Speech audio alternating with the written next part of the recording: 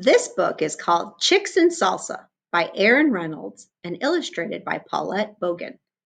This is a very special book because it was a present from one of my students many years ago.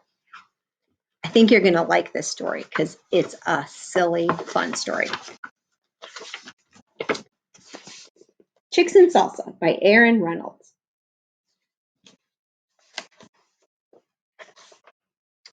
There were grumblings in the henhouse of Nuthatcher Farm. The chickens were tired of chicken feed. The rooster took it upon himself to solve this problem.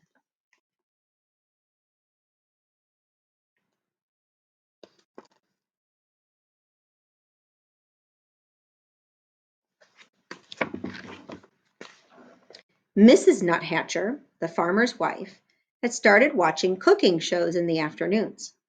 The rooster was perched on a fence post outside the farmhouse window when he discovered the solution to his problem. Salsa.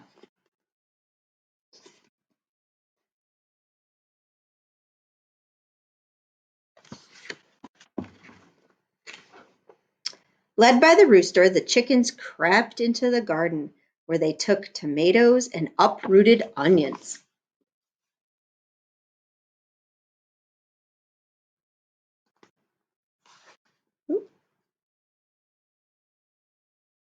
I don't think the farmer's wife is going to be too happy about that.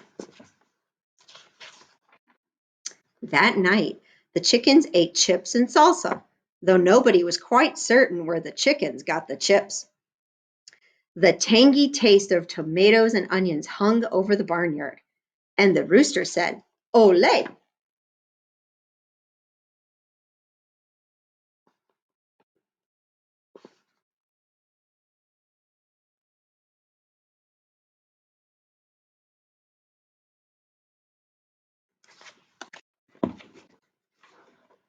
Very soon there were mumblings at the duck pond of Nuthatcher Farm. Inspired by the chickens, the ducks decided they were tired of fish. With the rooster's encouragement, the ducks dipped into the garden where they selected cilantro and gathered garlic.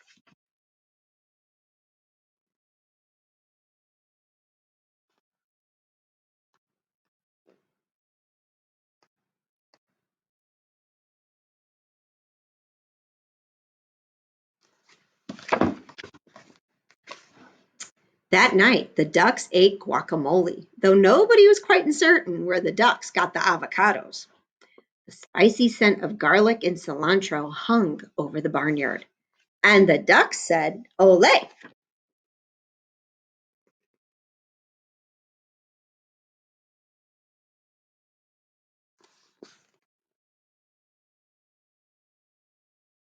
Do you see who's peeking through the grass?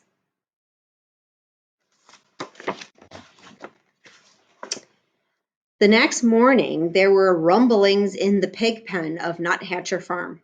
Overwhelmed by the enticing aromas, the pigs decided they were tired of slop.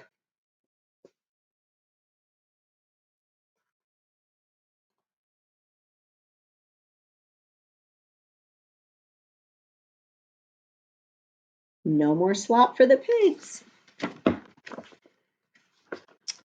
While the rooster distracted Farmer Nuthatcher, the pigs plodded into the garden where they borrowed beans and chopped chiles.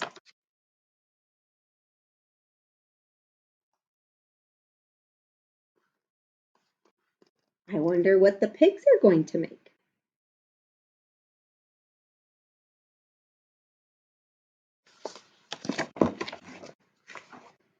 That night, the pigs ate nachos, though nobody was quite certain where the pigs got the nacho cheese sauce.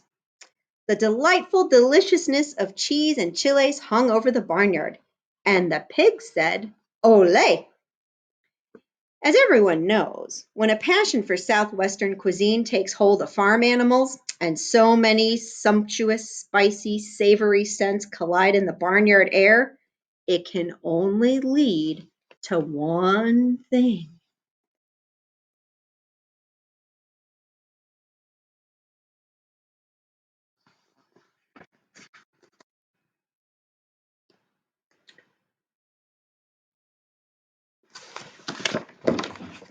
only lead to one thing.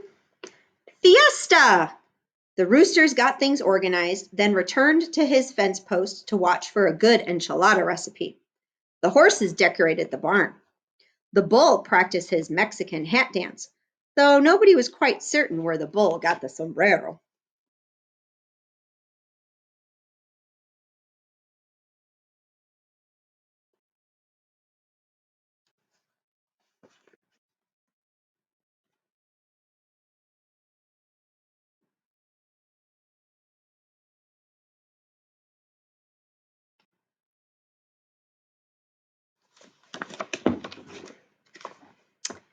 And the chickens, ducks, and pigs snuck into the garden.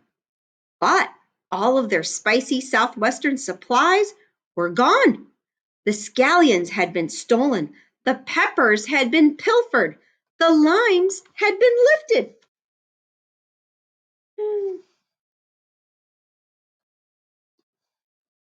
Oh no.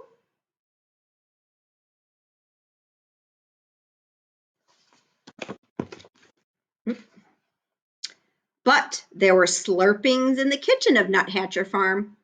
Stirred by the succulent smells in the barnyard, Mrs. Nuthatcher had decided to make tamales for the county fair.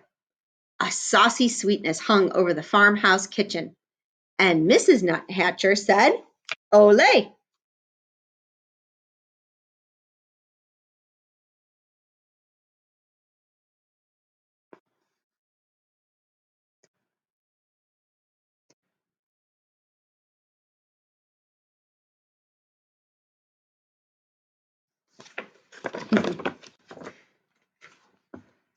Disappointed, the animals canceled the fiesta.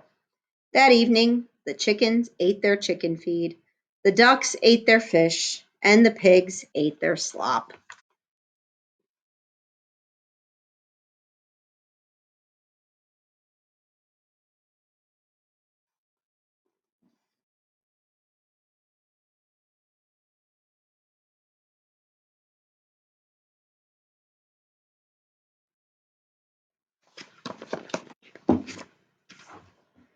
But while the nuthatchers were at the fair, the rooster crept into the kitchen and borrowed a French cookbook. The next morning, the rooster ate crepes with white grapes in champagne sauce, though nobody was quite certain where the rooster learned how to read.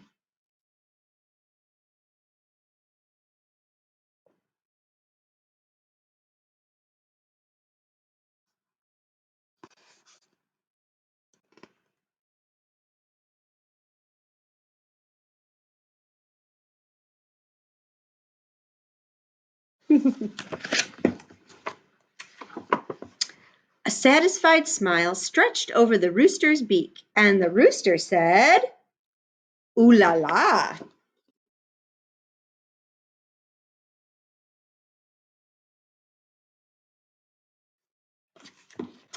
Elfine. Now, this book is super fun because it has recipes at the end.